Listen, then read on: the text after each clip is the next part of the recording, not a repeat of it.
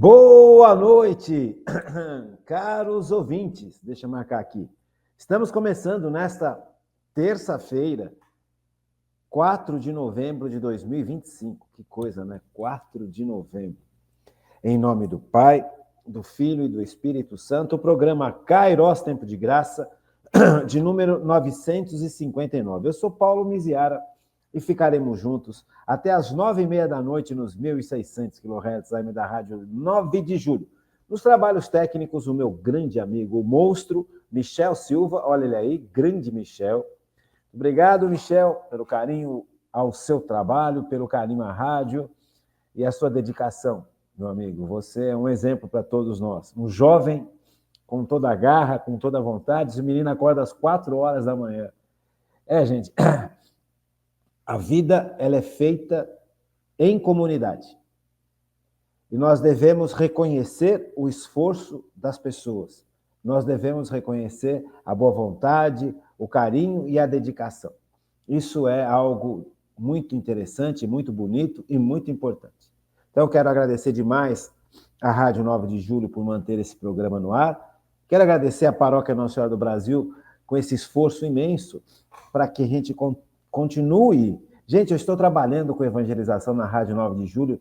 Perdão, eu falei errado na última vez. Desde 2016, não é 2019. 2016.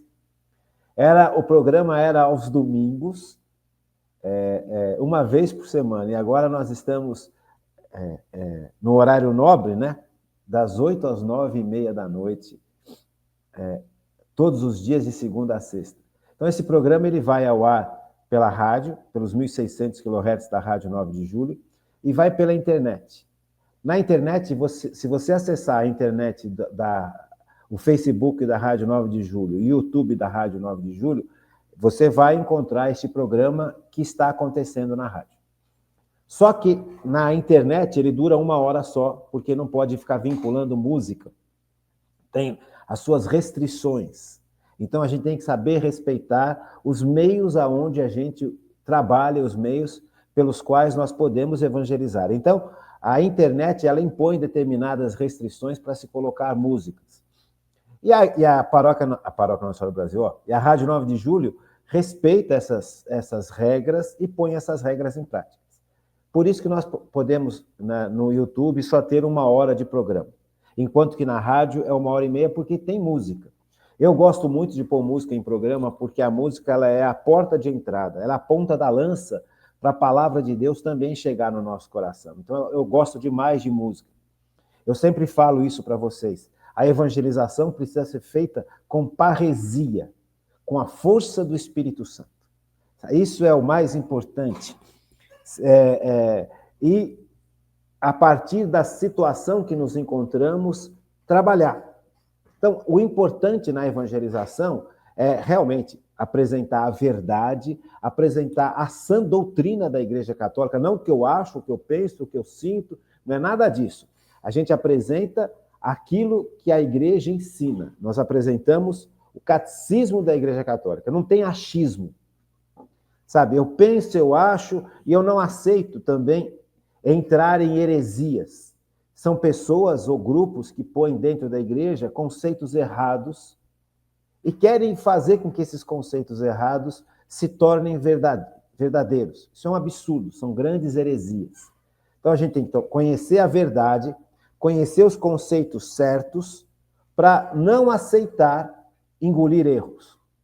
Porque isso nos afasta de Deus. Esses erros, eles são gravíssimos, porque eles afastam as pessoas da verdade. E Deus é a verdade. Jesus Cristo fala, eu sou o caminho, a verdade e a vida.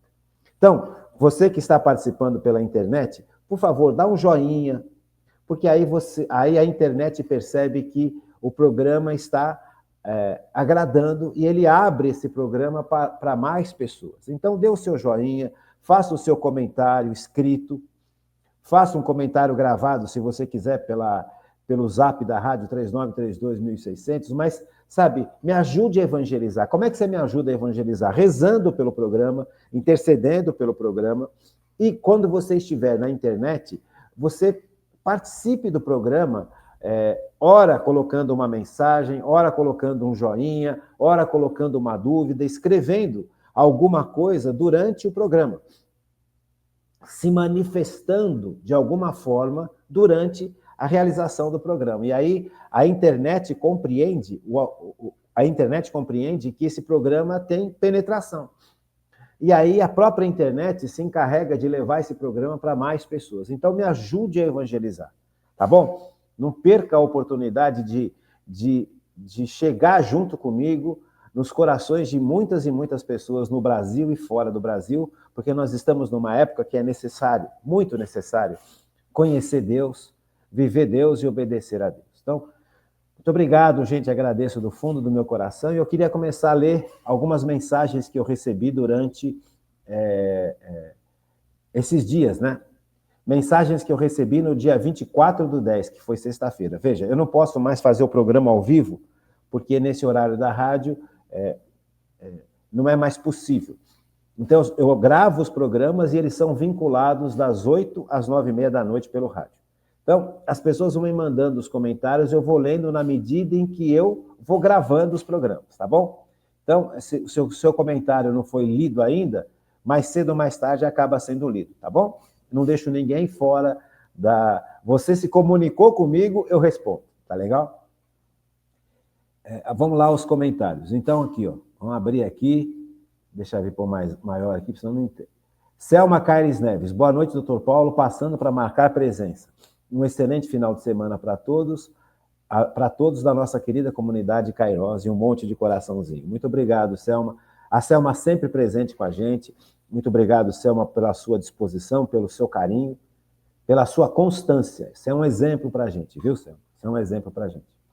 Minha nova amiga Cláudia Roberta Costa Frederic. Boa noite, doutor Paulo. Boa noite, Cláudia. Tudo bem com você? Sempre muito bem-vinda. Muito obrigado pela sua presença, pelo seu carinho, pela sua dedicação ao programa. Te agradeço muito, tá bom? Quem mais? Sérgio Jimenez, mandando aquele joia pra gente. Muito obrigado, Sérgio. Um grande abraço. Maciel Ferrugem. Boa noite, doutor Paulo. Boa noite, grande Maciel. Grande Maciel. GM Hansten Procópio. Boa noite, doutor Antônio Paulo. Marão Miziara, um abençoado final de semana, paz e bem. Pois é, essas mensagens chegaram sexta-feira, dia 24, tá bom?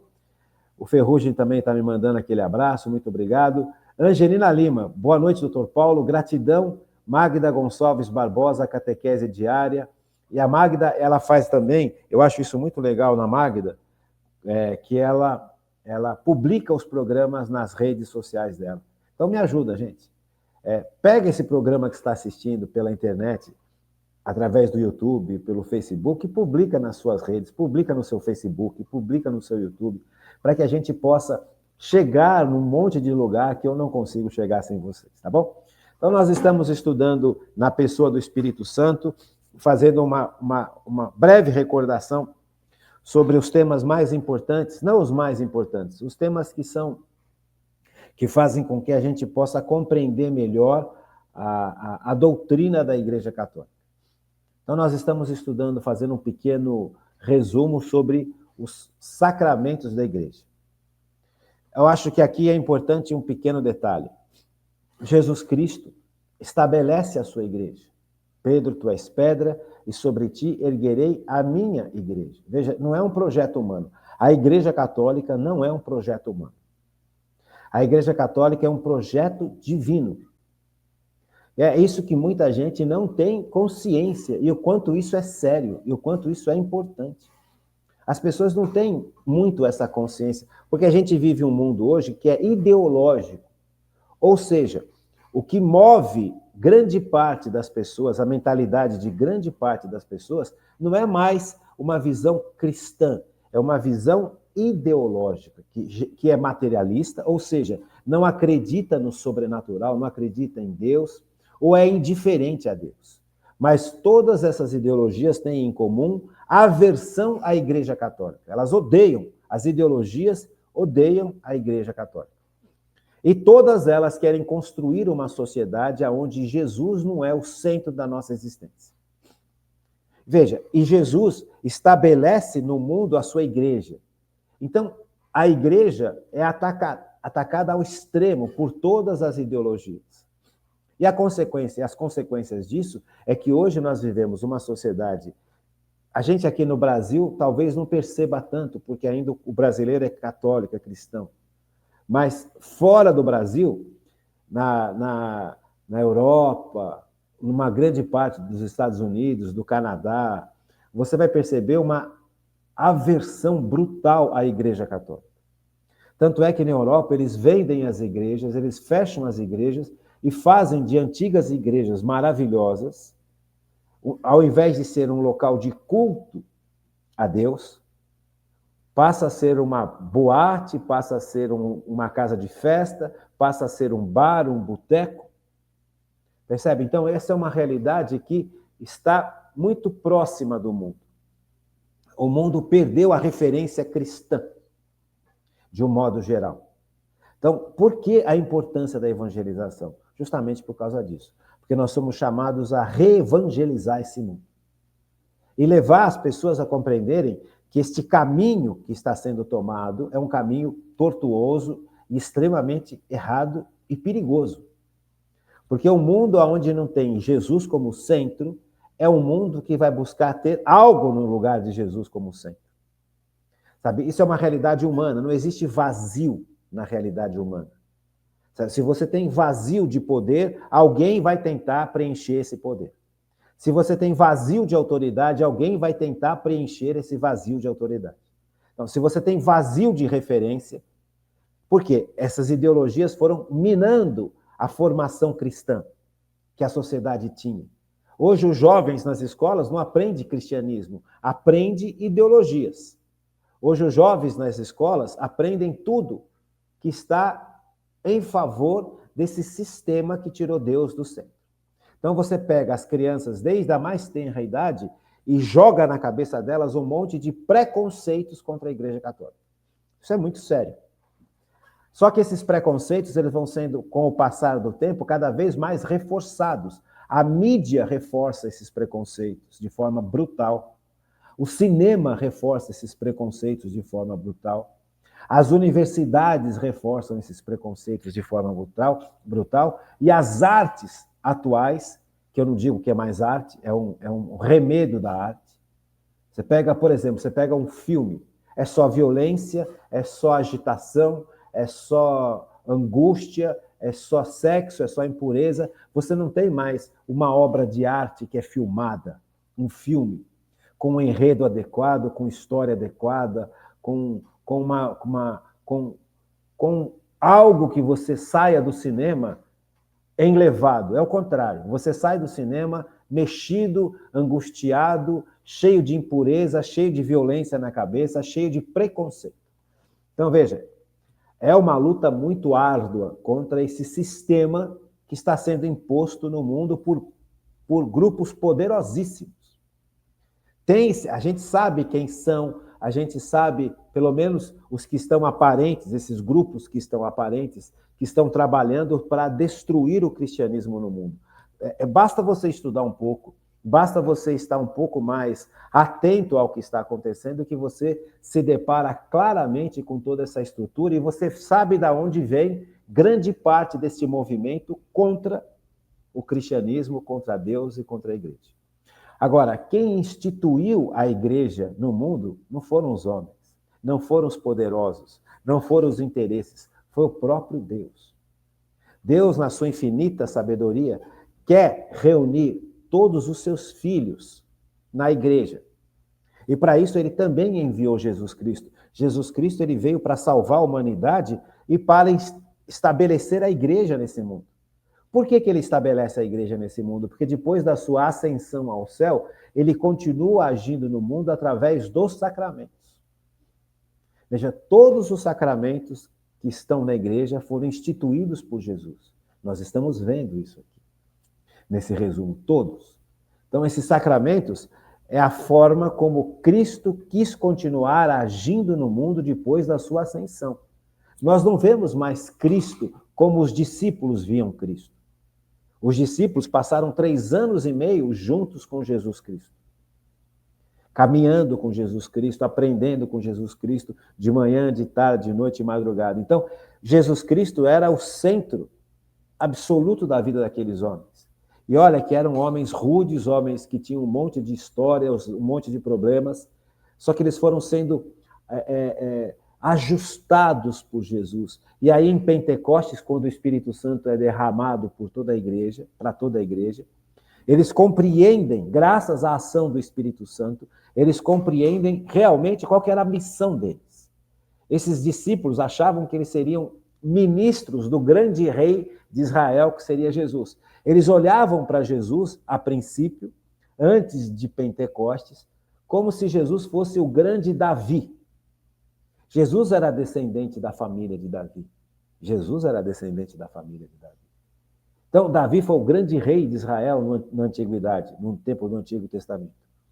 Davi trouxe para Israel fortuna, ventura, dinheiro, estabeleceu os limites com os outros povos. Então, Davi foi um grande rei. Então, aquele povo no tempo de Jesus esperava que chegasse um Messias, o Salvador, que seria igual a Davi, que iria colocar Israel no topo do mundo. Então, a princípio, os apóstolos achavam que eles seriam os ministros deste grande rei que era Jesus. Eles reconheciam Jesus como Messias e sabiam que Jesus, de certa forma, iria reinar. Só que Jesus foi mostrando para eles que o reino de Jesus, naquele instante, não seria um reino político, seria um reino espiritual. Para eles compreenderem isso e sair deste erro, foi necessária a ação profunda do Espírito Santo. Então, veja, o Espírito Santo ele vai convencendo o ser humano das verdades de Deus. Mesmo que o ser humano tenha uma visão completamente distorcida das coisas divinas, quando você permite que o Espírito Santo haja dentro de você, ele vai revelando a verdade através dos dons de santificação que nós já estudamos nesse nosso resumo.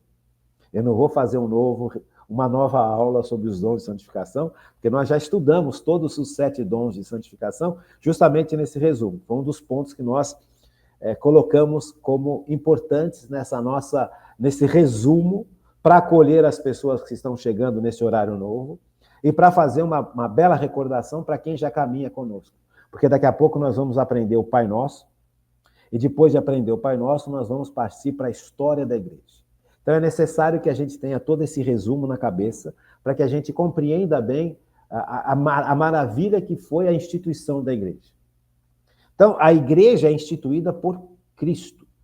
Pedro, tu és pedra e sobre ti edificarei a minha igreja, afirma Jesus categoricamente. Então, a igreja é Cristo agindo através dos sacramentos.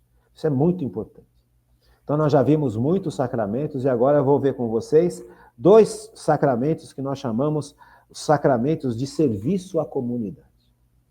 Quais são os 2 sacramentos de serviço à comunidade? O primeiro deles é a ordem e depois o matrimônio. O matrimônio é um sacramento de serviço à comunidade? É. Sabe, essas coisas são muito importantes para a gente compreender a didática de Deus.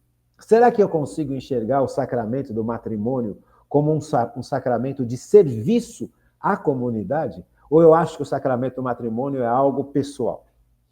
Então, aqui já é um grande ponto. Então, primeiro nós vamos ver o sacramento da ordem, depois nós vamos ver o sacramento do matrimônio. Esses 2 sacramentos são sacramentos estabelecidos por Jesus na igreja, para que a igreja possa ser um centro de serviço. O sacramento da ordem, é mais claro a gente perceber no sacramento da ordem esta perspectiva de serviço, porque o sacerdote ele serve a comunidade. Agora, é muito difícil a gente perceber que o sacramento do matrimônio é um sacramento de serviço à comunidade, porque eu sou chamado a formar uma família para Deus. Você entende? O sacramento do matrimônio me possibilita, junto com Deus, criar filhos, ter filhos e formá-los para a igreja e para a sociedade. Sabe, o sacramento do matrimônio também aprimora o ser humano para o serviço, para a doação. Veja, então isso é super importante a gente entender. Sabe, são detalhes que parece que são de menos importância, de menor importância. Tem muita gente que nem sabe o que é sacramento do matrimônio e tem muita gente que nem imagina que o sacramento do matrimônio é um sacramento de serviço à comunidade. Então, por isso é importante a gente entender a igreja. Não o que eu penso da igreja, não o que eu acho da igreja, não o que este mundo que odeia a igreja fala sobre a igreja. Porque são 500 anos que estão tentando destruir a Igreja Católica por fora e por dentro, desde Lutero. Desde Lutero, depois vem o iluminismo, depois vem o capitalismo radical, depois vem o marxismo, depois vem o neomarxismo, e aí um monte de outras ideologias, o modernismo, o neomodernismo, sabe? E aí você vai vendo um monte de ideologias, o relativismo, o materialismo, e tudo isso foi formando, inclusive, a nossa cabeça e a nossa visão em relação à igreja. Quantas pessoas têm ódio da igreja? Por quê? Porque toda essa estrutura que tem 500 anos de destruição continua agindo no mundo hoje. Essas 12 ideologias que eu já expliquei para vocês na nossa formação sobre o Catecismo da Igreja Católica continuam agindo no mundo. O iluminismo continua agindo no mundo. Lutero continua agindo no mundo. Aquelas filosofias que basearam a revolta de Lutero continuam agindo no mundo. A Revolução Francesa continua agindo no mundo. O marxismo continua agindo no mundo. O neomarxismo continua agindo no mundo. Todas essas ideologias continuam agindo no mundo. O modernismo, o neomodernismo, o relativismo, o materialismo. Todas essas ideologias, que eu já expliquei todas elas para vocês ao longo dos anos de estudo, continuam agindo no mundo. E todas elas têm em comum ódio à Igreja Católica, e elas querem destruir a Igreja Católica, e elas estabeleceram na nossa sociedade uma forma de destruição muito brutal, que é você denegrir a imagem da Igreja. A igreja, como instituição, ela é santa, santíssima, é perfeita, porque foi Jesus quem instituiu, e é o Espírito Santo quem sustenta a igreja. E a presença da igreja no mundo é vontade do Pai. Então é uma obra da Trindade Santa. A igreja é obra de Deus, a igreja é obra da Trindade. O Pai quer reunir os seus filhos, dispersos pelo pecado, na igreja. É a vontade do Pai. Jesus veio ao mundo para salvar a humanidade, para estabelecer essa igreja no mundo. As pessoas não entendem isso. Sabe, a salvação que Jesus realizou na cruz chega até nós através da igreja, não chega até nós através de um disco voador, chega através dos sacramentos da igreja. A ação do Espírito Santo dentro de mim chega através da igreja, pelos sacramentos. A minha vida de oração, a minha vida de meditação à palavra, a minha vida de serviço ao próximo, a minha vida de adoração a Deus vai fazendo com que o que eu recebi nos sacramentos vá crescendo dentro de mim, vá tomando corpo. No batismo, nós recebemos uma vida nova, um organismo novo. Nós deixamos de ser simples criaturas humanas e passamos a ser, de verdade, filhos e filhas de Deus. Então, o batismo ele é essencial na vida da gente. O sacramento do batismo é essencial. Assim como o crisma. O crisma é a licença que eu dou ao Espírito Santo que eu recebi no meu batismo para agir na minha vida de tal forma que o Espírito Santo assuma o comando da minha vida. Assuma o comando das minhas decisões, assuma o comando do meu discernimento, assuma o comando do meu entendimento das coisas, assuma o comando da força que eu preciso ter para viver de acordo com a vontade de Cristo. Sem essa ação interior do Espírito Santo, é impossível você ser cristão. Ser cristão no sentido mais profundo, no sentido de obedecer a Cristo. Eu aceito Cristo, mas eu preciso, nesse aceitar Cristo, viver de acordo com a vontade de Cristo. E eu percebo no meu dia a dia que as paixões foram desajustadas pelo pecado dentro de mim. E as paixões toda hora me fazem me afastar de Cristo através do pecado. Então eu preciso me confessar na igreja arrependido, que é outro sacramento da Igreja Católica, e confessado em estado de graça, porque eu voltei a ter a graça do Espírito Santo que eu recebi no meu batismo. Quando eu pequei, eu vou lá e me confesso arrependido, a confissão me devolve a graça santificante, que é esta ação do Espírito Santo em meu favor. Ao receber essa ação, eu posso comungar Jesus em estado de graça. Quantas milhares de pessoas hoje em dia comungam Jesus em pecado grave, gente? Não pode. A própria palavra de Deus fala que você está comungando a sua condenação. Para comungar na igreja, na missa, você tem que estar em estado de graça. Você não pode, eu estou em pecado, eu peço perdão aqui em silêncio e depois eu confesso. Não, você confessa primeiro, depois você comunga. Quantas pessoas que têm vida irregular, vida distante da igreja, vão num monte de outras religiões e vão lá e comungam? Quantas pessoas em adultério vão lá e comungam? Quantas pessoas que participam de roubo, de corrupção vão lá e comungam? Quantas pessoas que vivem a favor do aborto e da eutanásia vão lá e comungam? A gente não pode. Sabe, a comunhão, ela é a presença de Cristo. Corpo, sangue, alma e divindade de Deus. Vai ser o último sacramento que nós vamos estudar depois desses dois sacramentos aqui, da ordem e do matrimônio. Então é importante que a gente tenha essa visão e é importante que você tenha essa consciência. Porque hoje em dia, essa visão de que Deus é um Papai Noel, que você pode fazer o que você quiser, que está tudo certo, é mentira, gente. Isso é uma heresia. Isso chama-se bonismo, isso não é religião católica. Isso entrou na Igreja Católica, essa heresia está dentro da Igreja Católica, como está dentro das igrejas protestantes.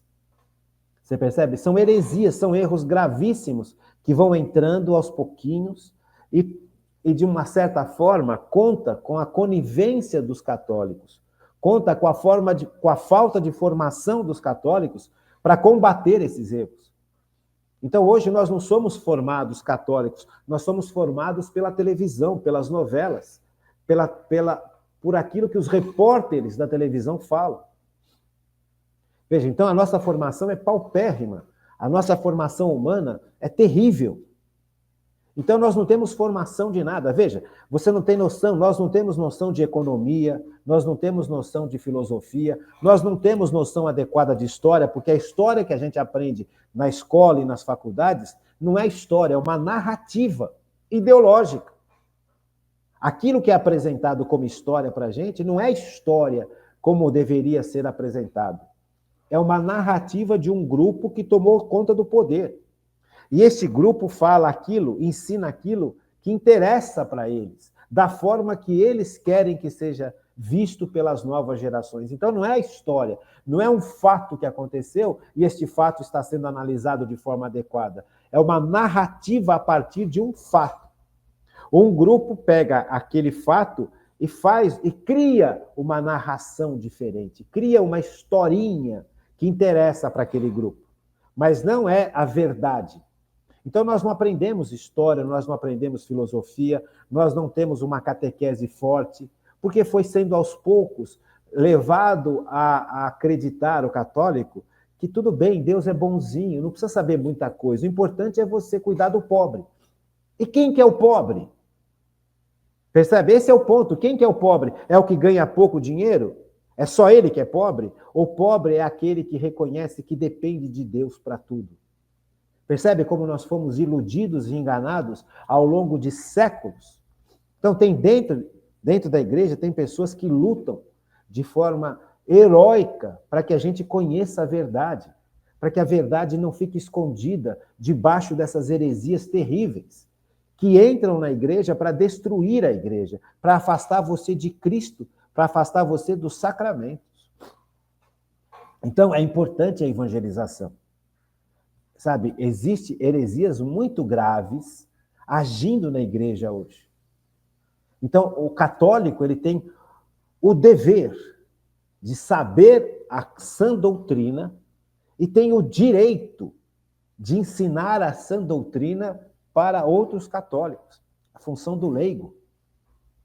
Veja, depois do Concílio Vaticano II, o laicato, que somos nós, os leigos, eles têm Eles receberam, a igreja compreendeu o papel dos laicos, dos leigos, na formação de outros católicos. Percebe? Eu vou repetir. Nós temos o dever de conhecer o catecismo da Igreja Católica. Por quê? Porque os outros católicos têm o direito de conhecer esse catecismo. E conhecendo profundamente esse catecismo, nós nos defendemos desse monte de heresias que estão sendo lançadas dentro da igreja, justamente para destruir a igreja, porque quem faz isso, os hereges, sabem profundamente bem história, sabem profundamente bem filosofia, sabem profundamente bem antropologia, psicologia, e eles conseguem compreender o estado que está o mundo hoje, porque eles construíram esse mundo desse jeito. Então, é interessante para esses grupos que querem construir uma sociedade sem Deus, que a igreja entre numa bagunça interior, que cada um fale uma coisa, que cada um ensine alguma coisa diferente um do outro. Percebe? Porque aí a igreja vai perdendo a sua característica de ser instituída por Deus perante o mundo. Você está denegrindo a imagem da igreja quando faz isso. Quando o padre fala uma coisa e o outro padre fala o contrário daquilo que aquele primeiro padre falou, a intenção é denegrir a igreja. Olha, nem eles se entendem. E aí você vai... A imagem de santidade da igreja, de força da igreja, de serviço da igreja, vai sendo denegrida. Então, é interessante para esses grupos terríveis jogar dentro da igreja esse monte de confusão. Convencer pessoas que estão mal formadas dentro da igreja a ensinar de forma errada. Porque aí choca com o que a doutrina da Igreja Católica fala. Então, veja, nós leigos somos chamados a mergulhar na sã doutrina para ajudar os nossos irmãos e irmãs a se livrarem dessas visões terríveis. E sem a força dos sacramentos, nós não aguentamos. Só com a nossa capacidade humana, a gente não aguenta. Gente, eu vou falar para vocês, por exemplo, por mim. Eu estudo todo dia, mas chega épocas na vida da gente que a gente cansa. Humanamente, o ser humano vai cansando, o ser humano é frágil. Veja, eu tenho toda a vontade para ensinar, eu tenho toda a garra para ensinar, eu tenho toda a satisfação de ensinar, eu amo estudar, mas chega uma hora que você não aguenta mais estudar. Por mais que eu goste de estudar, por mais que eu ame estudar, chega uma hora que você não suporta, humanamente falando, ter mais estudo, ter mais... Sabe, porque estudar cansa. Você pegar os livros, você pegar as formações, as aulas, escrever, estudar, pesquisar, ler, chega uma hora que você fala, mas eu não aguento mais. Então, sem a ação de força que vem dos sacramentos, mesmo com a boa vontade maior do mundo, chega uma hora que a gente não suporta. A gente vai abandonando a oração, a gente vai abandonando o estudo, a gente vai abandonando a leitura da palavra de Deus, porque a gente vai sendo mergulhado no mundo, e o mundo vai mergulhando na gente. Sabe, a gente vai cansando também. Então, sem a força da Eucaristia, sem a limpeza que o sacramento da confissão faz em mim, sabe, a gente não suporta. Por isso que eu falo para você, é super, super, super importante a gente entender a Igreja Católica. Entender a verdade, não essa imagem falseada que querem impor em todos nós em relação à Igreja. O iluminismo, ele fez isso. Eu já expliquei para vocês, mas volto a explicar porque isso é super importante. O iluminismo foi um movimento onde um determinado grupo de pessoas, querendo ter acesso ao poder, estabeleceu uma forma de acessar o poder, mas uma forma tremendamente violenta. Este grupo de pessoas, eles realmente não tinham acesso ao poder e eles queriam ter acesso ao poder. Não é errado, mas a forma com que eles escolheram para ter acesso ao poder foi uma forma terrível. Eles analisaram que o poder, na época deles, era exercido tanto pelos nobres, pela nobreza, como que era apoiado pelo clero, pela igreja. Então, a nobreza na Idade Média exercia o poder apoiado pelo clero. Então, eles compreenderam, esse grupo de pessoas compreendeu que para ter acesso ao poder, eles deveriam matar a nobreza. E foi o que eles fizeram. Na Revolução Francesa, eles guilhotinaram, passaram na guilhotina o rei e a rainha da França. E toda a família deles, e todos os nobres. Agora, não dava para matar todos os padres e bispos e diáconos e católicos. Então, o que eles resolveram fazer? Já que a gente não tem como matar todos os católicos, não tem para destruir a igreja, porque na Idade Média a igreja era fortíssima. Então, a gente vai denegrir a imagem da igreja. Vamos inventar histórias terríveis contra a igreja. E desde então, desde o iluminismo, desde Lutero, lá atrás, essas mentiras contra a igreja foram sendo estabelecidas como uma forma, como uma arma contra a Igreja Católica. Hoje, muitos de nós olhamos a igreja não como a igreja é, mas através dessa destruição, dessa imagem destruída que propuseram para a gente em relação à Igreja Católica. Então, como é que a gente faz para vencer essa ilusão diabólica contra a Igreja Católica? Evangelizando. E a gente evangeliza com o ensino, palavra de Deus e catecismo da Igreja Católica. E a gente evangeliza com serviço, com doação, com exemplo. Ah, basta o exemplo. Não, não basta o exemplo. É necessário formar as pessoas. Formar estudando. Ah, basta o exemplo. Não, não basta o exemplo. Veja, nós estamos fazendo o Catecismo da Igreja Católica diário há quase 6 anos, gente. Quase 6 anos que nós estamos estudando o Catecismo da Igreja Católica diariamente. Veja, durante esses 6 anos, quantas coisas nós aprendemos que nós não sabíamos e que, de repente, você percebe que isso que nós não sabíamos era extremamente importante para o nosso dia a dia e para a luta da vida eterna, em Cristo, com Cristo, pelo poder do Espírito Santo. Veja, você que participa desse programa comprova na sua vida a importância de estudar. Então, as ideologias convenceram muita gente dentro da igreja que não precisava formar outros católicos. Que o catolicismo já estava estabelecido, agora era só uma questão de serviço. Gente, não, a formação é constante. Esse foi um dos grandes erros. Não precisa tanta formação, tanto estudo.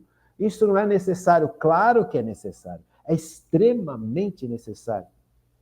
Vou dar um exemplo na minha profissão. Eu sou dentista, sou especialista em canal. Fiz especialização na Fundação da USP, aqui de São Paulo, de canal, endodontia. Veja, quando eu comecei a estudar, lá em 81, que eu entrei na faculdade, em 83, 84, eu comecei a estudar endodontia, para valer. O que eu aprendi de endodontia, de tratamento, na época de faculdade, se eu não continuasse estudando, se eu não tivesse feito um monte de cursos, se eu não tivesse feito atualizações e depois a especialização, tudo que eu tinha aprendido lá atrás, em 83, 84, já está ultrapassado. Mas muito ultrapassado. Completamente ultrapassado. Extremamente ultrapassado. Então, hoje a odontologia, como em todas as profissões do mundo, as profissões do mundo hoje estão diante de um grande novo paradigma. Sabe, a robótica e a inteligência artificial já está entrando com tudo, em todas as profissões. Então, se você não tiver uma formação constante, você está fora do mercado de trabalho. Isso é só um exemplo simples, pueril, em relação à necessidade de estudar, de aprender. Você vai, por exemplo, fazer um outro exemplo. Você vai fazer uma cirurgia no cérebro. Você gostaria de saber que o médico, ou o cirurgião, ou a cirurgiã que vai realizar a cirurgia no seu cérebro tem uma boa formação? O cara vai abrir seu cérebro. Você gostaria de saber que esse cirurgião ou essa cirurgiã não sabem muito bem anatomia, não sabem muito bem fisiologia, não sabem muito bem bioquímica, que são as matérias básicas da faculdade de medicina e de odontologia. Você gostaria que essa pessoa abrisse o seu cérebro? Você gostaria que essa pessoa tocasse no seu coração? Veja, então, estudar é super importante. Então, você achar que basta fazer a catequese de criança para a primeira Eucaristia, você já está formado como católico, é um erro brutalíssimo. É um ataque, percebe? É um ataque contra o bem comum. Porque o mundo vai sair da situação de injustiça ou vai minimizar as situações de injustiças através de Cristo, não através de sistemas humanos. Os sistemas humanos podem até ajudar, mas quem realiza a transformação interior dentro de nós é Cristo e o Espírito Santo.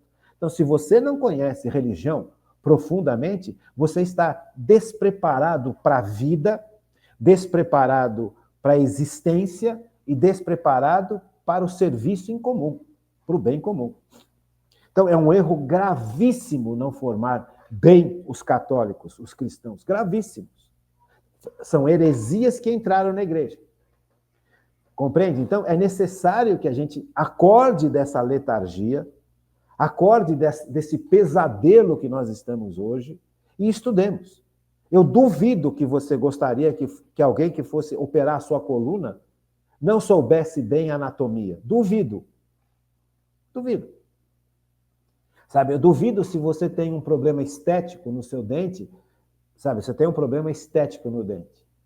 Você vai buscar um profissional que conheça a estética de forma bonita, adequada e profunda. Ou você vai procurar um profissional meia-boca, que vai fazer uma estética mais ou menos, tudo errado. Percebe?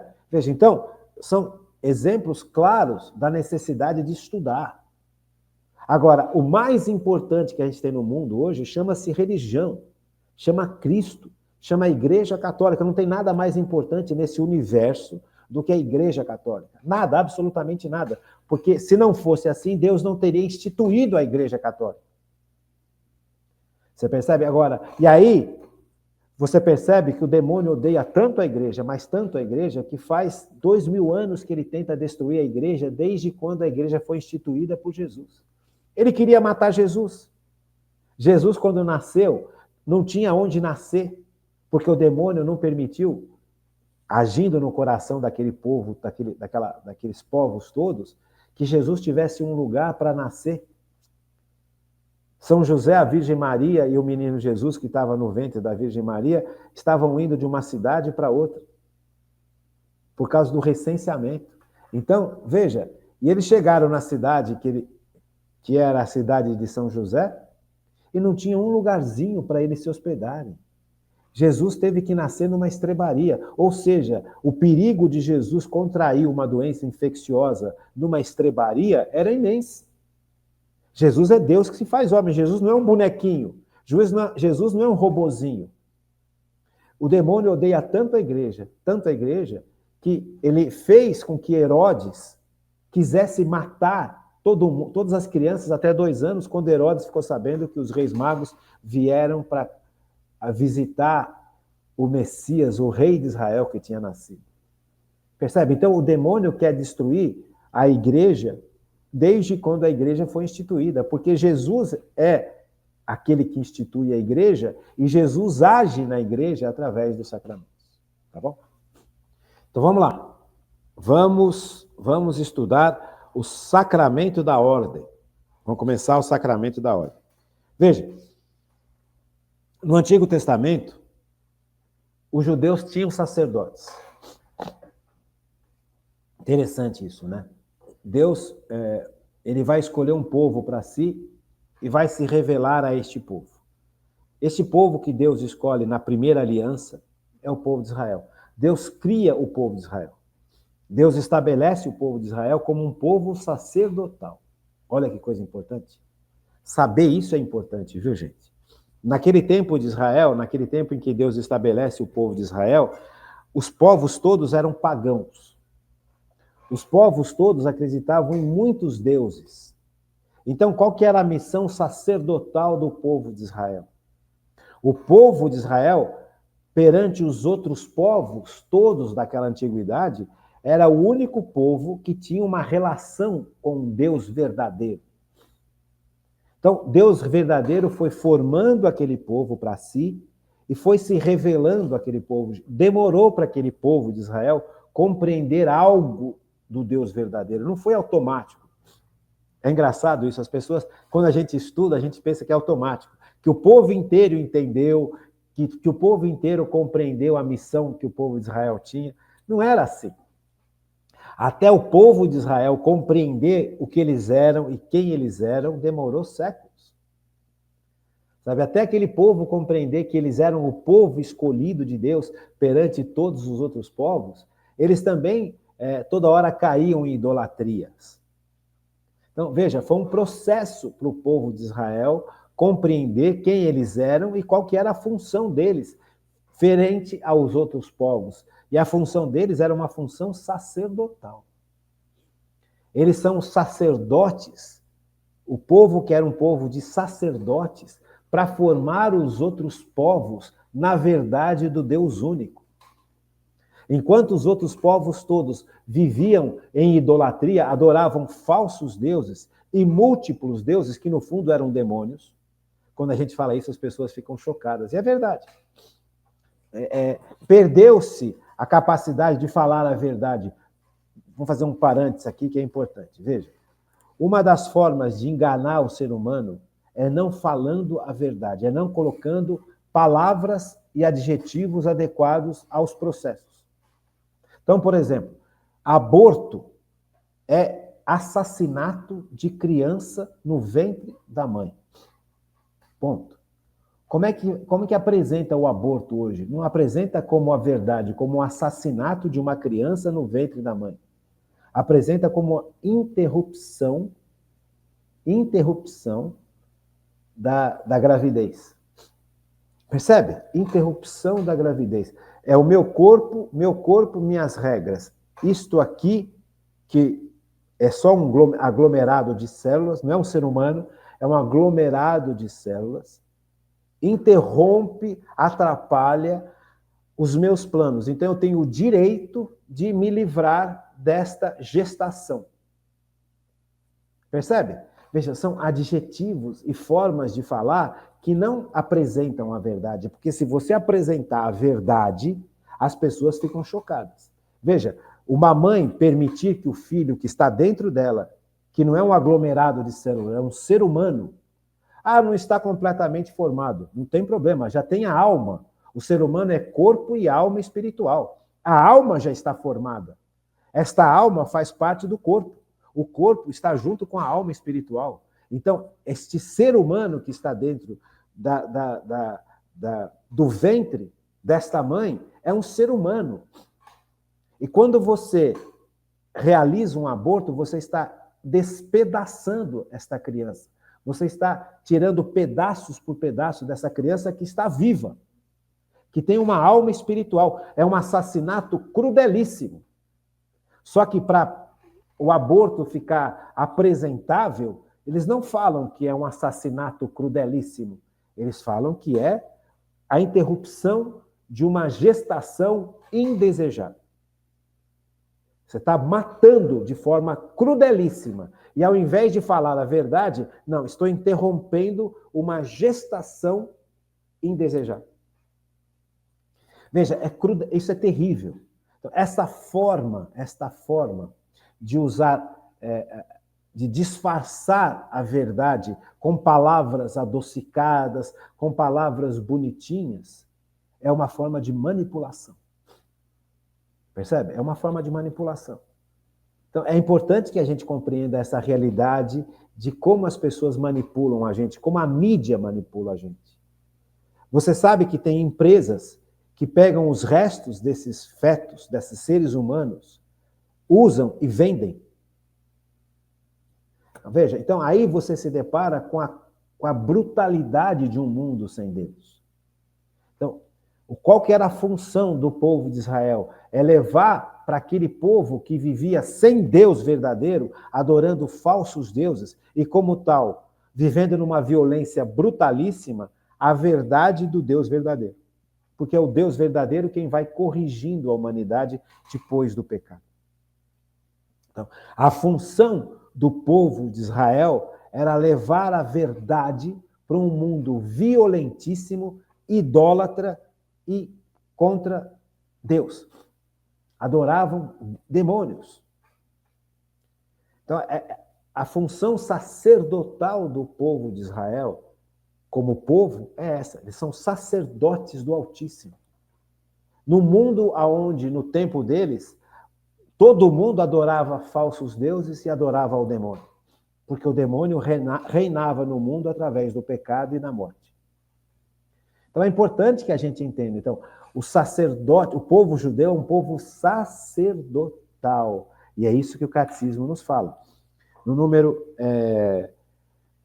1539, diz assim: o povo eleito, que é o povo de Israel, foi constituído por Deus como um reino de sacerdotes, uma nação santa. Isso está no livro do Êxodo, capítulo 19, versículo 6. Então, o povo de Deus, o povo de Israel, é um reino de sacerdotes, uma nação santa. Uma nação, o que significa santa aqui? Santo significa que foi retirado do meio dos outros povos. Não é que eles eram perfeitos. Eles foram, os outros povos todos viviam de um jeito. E Deus quis que aquele povo vivesse de uma outra forma, como sacerdotes do Altíssimo. Sabe? Para formar os outros povos na verdade da existência de um único Deus, do Deus verdadeiro. Aquele povo, o povo de Israel, é um povo santo porque ele foi tirado, de certa forma, do meio dos outros povos. Não é que ele saiu do meio dos outros povos, ele foi escolhido e puxado para Deus, sabe? Ele foi colocado à parte, de certa forma. Então, isto é a santidade. É você estar à parte, não porque você está fora do mundo, mas você foi colocado à parte para uma missão.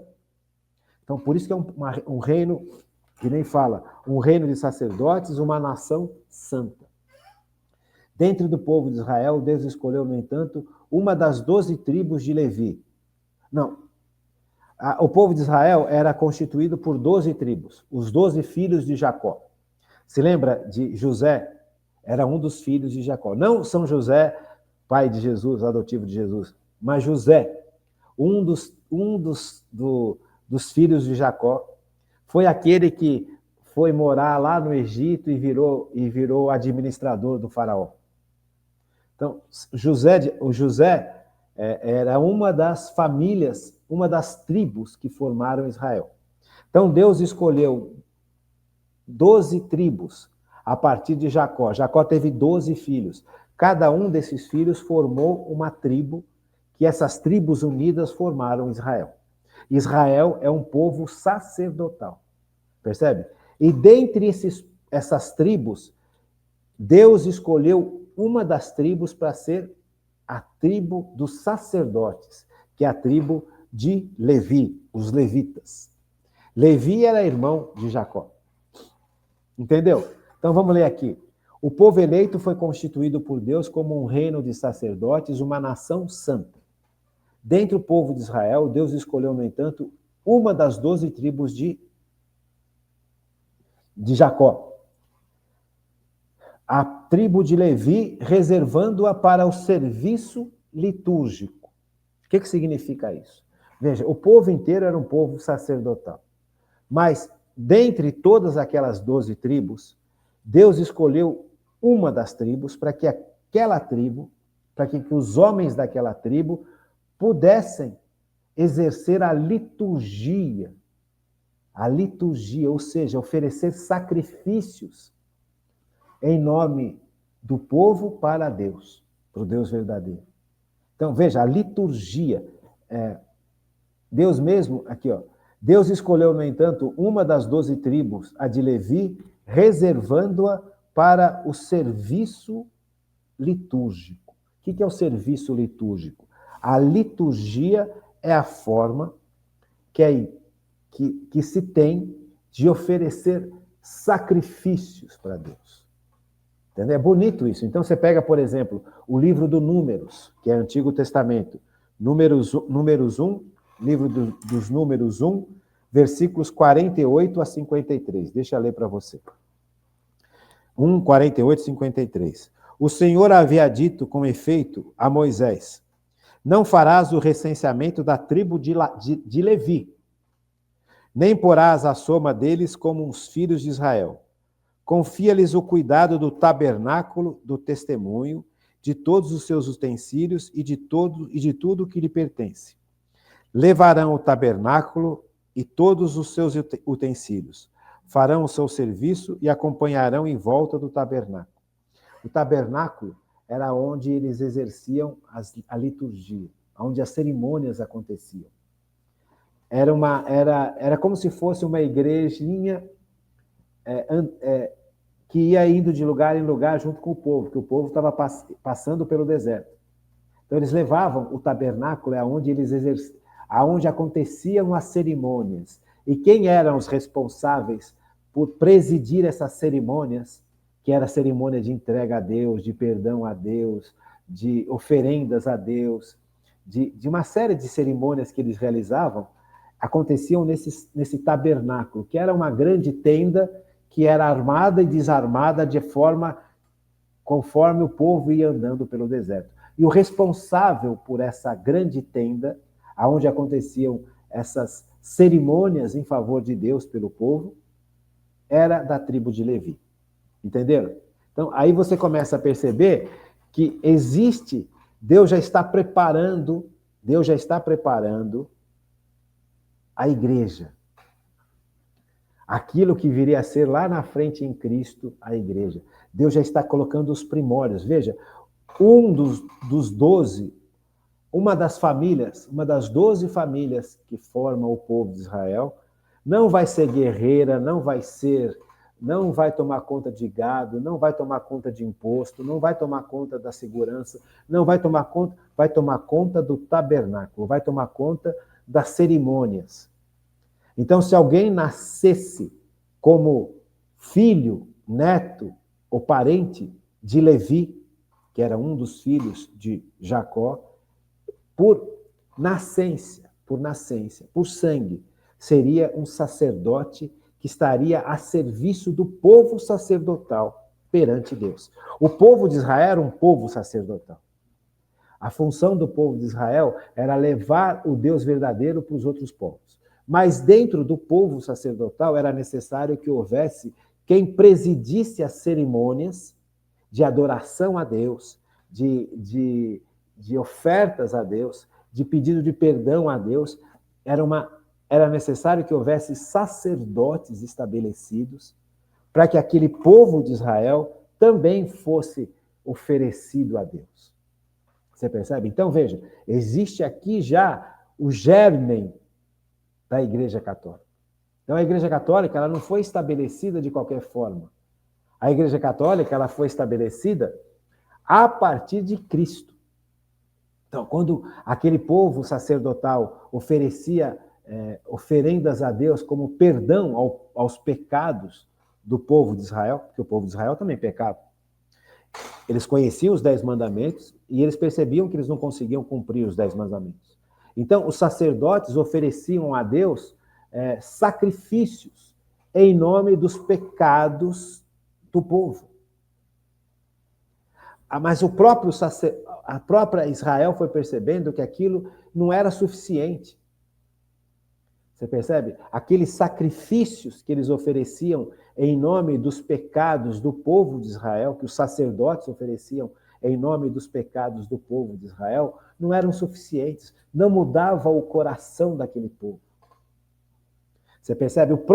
Com o decorrer dos séculos, com o decorrer das cerimônias, das liturgias e tudo mais, aquele povo de Israel foi percebendo que aqueles sacrifícios tinham sentido, mas não tinham sentido absoluto, porque faltava algo. Eles se arrependiam, ofereciam sacrifícios a Deus em nome desse arrependimento, no tabernáculo e depois lá no local em que eles se fixaram na terra prometida, no templo, né? Primeiro, na terra prometida, eles ofereciam sacrifícios nesses tabernáculos, que era uma grande tenda que eles montavam e desmontavam na medida que eles iam andando pelo deserto. Quando eles chegaram na terra prometida, esses sacerdotes construíram um templo de acordo com a vontade de Deus e, neste templo, eles ofereciam sacrifícios a Deus. Veja, então era um sacerdócio. Só os levitas poderiam fazer isso em nome do povo. Mas o povo todo de Israel era um povo sacerdotal em relação aos outros povos. Dá para perceber? Só que eles foram compreendendo que aqueles sacrifícios que eles ofereciam não mudavam o coração deles. Tanto é que durante uma das grandes tristezas do povo de Israel era perceber que os próprios sacerdotes levitas, quando terminavam o culto, quando terminavam os sacrifícios, quando terminavam as cerimônias, eles, escondidos no templo, adoravam a falsos deuses.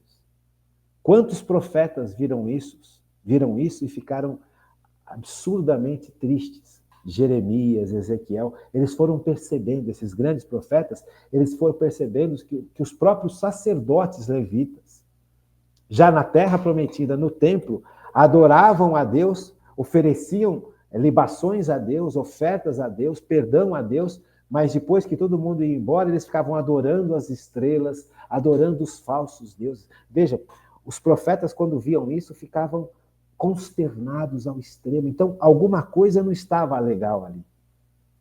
Faltava algo. Faltava aquele que viria para cuidar do coração. Faltava aquele que viria para agir de dentro do coração da humanidade. Faltava Jesus Cristo. Então, veja, o sacerdócio real e verdadeiro é realizado por Cristo. O próprio povo de Israel, diante das suas misérias, diante da sua hipocrisia, diante da sua infidelidade a Deus, até mesmo pelos sacerdotes, constataram que faltava algo que transformasse o coração por dentro. Eles percebiam que muitos queriam seguir a Deus e não conseguiam. Muitos judeus eram judeus religiosos e eles queriam realmente obedecer a Deus, mas eles não conseguiam. Eles não tinham forças para isso. O pecado falava mais alto no coração deles. O desajuste que o pecado trouxe na vida desse povo todo falava mais alto no final. Então faltava algo importantíssimo. Este algo e esse alguém só pode ser Jesus Cristo, Senhor e Salvador. Então, que nós possamos, nessa aula de hoje, nesse começo de estudo sobre o sacramento da ordem, perceber a importância de Jesus como o grande sacerdote, o único sacerdote. Porque é o único capaz de oferecer a Deus a oferenda adequada. É o único capaz de oferecer a Deus aquilo que a humanidade não tem condição de oferecer depois do pecado.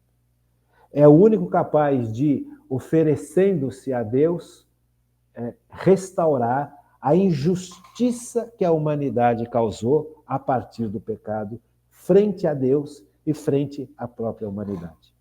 Só Cristo é o único e verdadeiro e poderoso sacerdote.